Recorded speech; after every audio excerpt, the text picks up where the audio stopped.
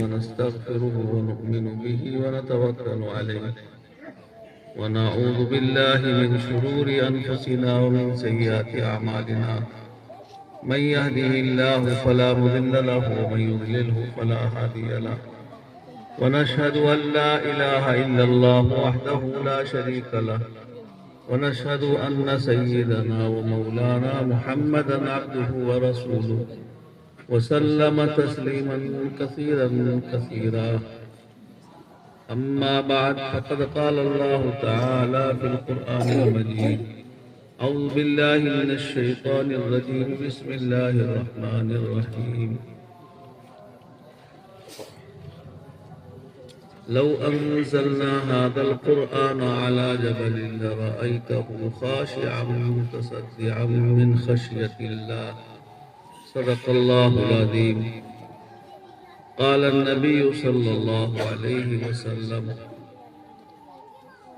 طلب العلم فريضة على كل مسلم أو كما قال عليه الصلاة والسلام اللهم صل على سيدنا محمد وعلى آل سيدنا محمد مبارك وسلم.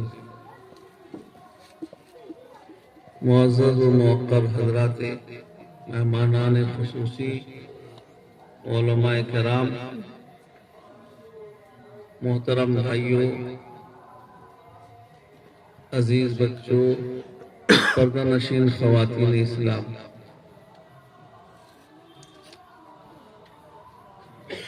آج کا یہ جلسہ 23 سال کے بعد یہاں پھر جلسہ ہو رہا ہے اور یہ آپ کا مدرسہ سراج العلوم کا جلسہ دستار بندی کا جلسہ ہے، دینی جلسہ ہے، دینی بات سنانے اور پہنچانے کے لیے علماء کرام بہت دور و دراز سے تشریف لائے.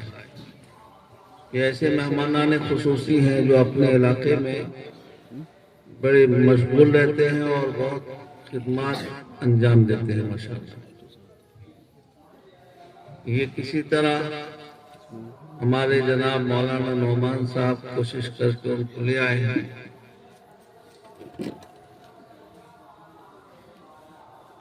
اور یہاں تک ان کی تشریف آوری ہو گئی ہے. ان کی زبانی دینی بات سنیں گے انشاءاللہ. میرے محترم بھائیوں، اللہ تبارک و تعالی عظمت والے، شان شوکت والے، جاہ و جلال والے، پوری دنیا کے خالق و مالک، جتنی چیزیں دنیا کے اندر ہیں سب کے پیدا کرنے والے، سب کی تربیت کرنے والے، سب کو روزی دینے والے، تربیت اور روزی میں سب داخل ہے. اگر انسان ہے، مرد ہو چاہے عورت، اس کے لیے لباس کا انتظام، رہنے سہنے کا انتظام، کھانے پینے کا انتظام اور زندگی گزارنے کی ہر ایک ضرورت کا اللہ تعالیٰ نے انسانوں کو، ہمیں اور آپ کو دنیا میں آباد کرنے سے پہلے انتظام کر دیا. کوئی بچہ زمین میں اترتا ہے،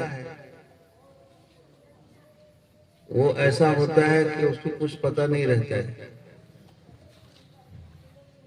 اس کے دیکھ بھال کے لیے اس کی ماں کے دل میں محبت، اس کے باپ کے دل میں محبت اللہ ڈالتا ہے.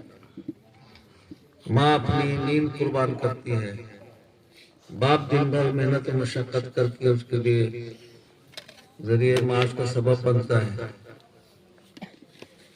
اور پھر وہ بچہ آہستہ آہستہ جب بڑا ہوتا ہے وہ ماں باپ کے حوالے رہتا ہے.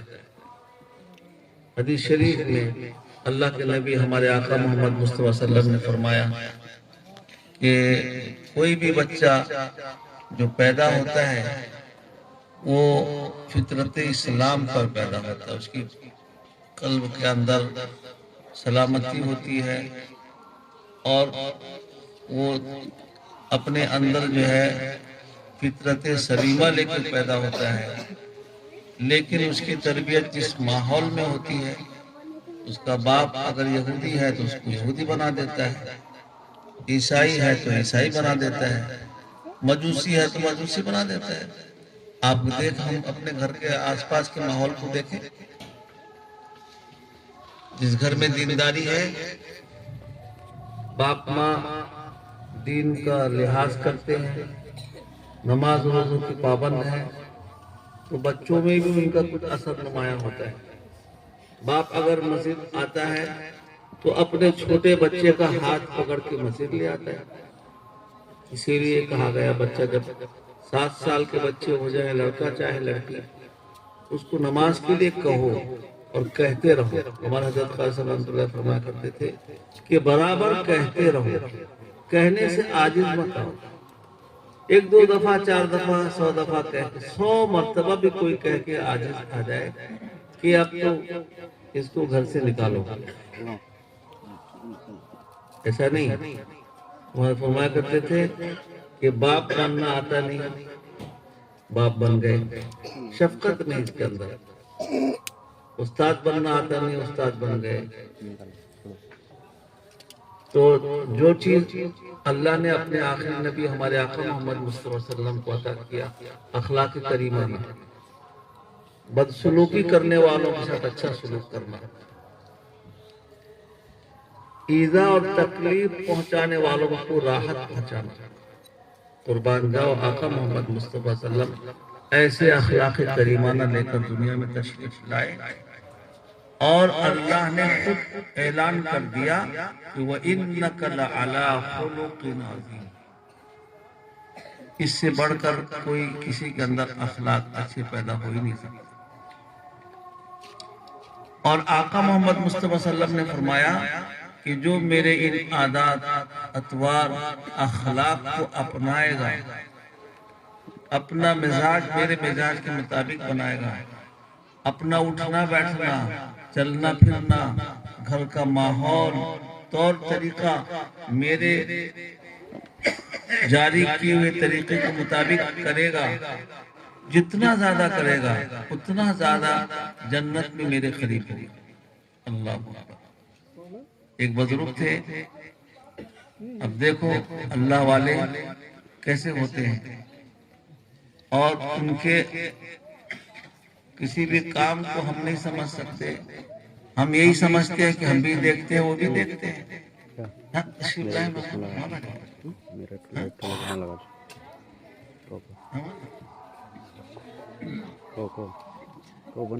تو ہم کیا سمجھتے ہیں کہ ہم بھی دیکھتے ہیں وہ بھی دیکھتے ہیں۔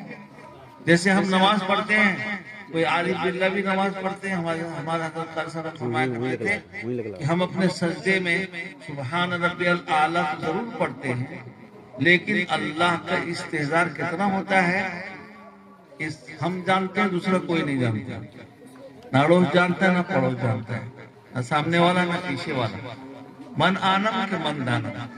میری نماز کا کیا حال ہے، میری تلاوت کا کیا حال ہے، جتنا میں جانتا ہوں، کتنا دل دماغ حاضری کے ساتھ ایک کام انجام دے رہا ہے، کوئی دوسرا جانتا ہے، کوئی سوائے اللہ کے اور کوئی دوسرا نہیں جانتا۔ اللہ کی شان بہت نرالی ہے۔ اللہ خود اپنے شان میں فرماتے ہیں یعلم خائنۃ الاعین وما تخفی الصدور۔ تو ہم دوسرے کو بھی اپنے اوپر قیاس کر لیتے ہیں۔ ایک واقعہ سناتے تھے کہ گنگوں میں ایک بزرگ تھے، سجدے میں جاتے تھے تو پڑے رہتے تھے، بہت دیر تک پڑے رہتے تھے۔ بعض دفعہ دوسرے لوگ آنے جانے والے سوچتے تھے سو گئے کیا، کوئی ایسے ہاتھ مار دیتا تھا اڑ جائے، پڑے رہتے تھے۔ کسی نے اسرار سے پوچھا حضرت کیا بات ہے، اب اتنا لمبا سجدہ کرتے ہیں، پڑے رہتے ہیں سجدے میں۔ اللہ ہم سب کو ایک ذرہ برابر بھی وہ چاشنی عطا فرماتے ہیں، سجدے میں کیا مزہ آتا ہے وہی جانتے ہیں میرا بھائی۔ تو کہنے لگے کہ جب سجدے میں جاتا ہوں تو ایسا لگتا ہے جیسے اللہ تعالیٰ مجھ سے پیار کر رہے ہیں، اور جب سجدے سے سر اٹھانے کی نوبت آتی ہے تو میں سوچتا ہوں پتہ نہیں دوبارہ سجدہ نصیب ہو یا نہ ہو، اسی لیے میں سجدے میں پڑ رہتا ہوں۔ یعنی اپنے موت کا اور آخرت کے سفر کا اتنا استعداد کہ پتہ نہیں دوبارہ سجدہ نصیب ہو یا نہ ہو، اور ہم نماز کو چلاتے رہتے ہیں، اب پڑھوں گا، تب پڑھوں گا، کل پڑھوں گا، آج پڑھوں گا، یہ کام سے فارغ ہو کر پڑھوں گا۔ جیسے حج بہت سارے لوگوں پر فرض ہے، لیکن یہ بیٹے کی شادی ہو جائے تو حج کو جاؤں گا، وہ بیٹی کی شادی ہو جائے تو حج کو جاؤں گا، چلاتے رہتے ہیں۔ نماز کے ٹلا کے پڑھنے پر وعید ہے، حج کو ٹلاتے ٹلاتے اگر فوت ہو گیا کسی وجہ سے سخت ترین وعید ہے اس کے لیے۔ اللہ ہم سب کی حفاظت فرمائے۔ اللہ یہی دیکھتے ہیں کہ میرا بندہ کتنا میرے طرف مائل ہے اور میرے حکم کو پورا کرنے میں کس قدر متوجہ ہے۔ نماز کا وقت ہوتے ہی اس کے اندر بے چینی، بے سکونی ہو جاتی ہے، کیسے جلدی سے نماز پڑھ لوں۔ اور جس کے اندر نماز کی پابندی ہے اس سے پوچھو کیا معاملہ ہوتا ہے، تو سجدہ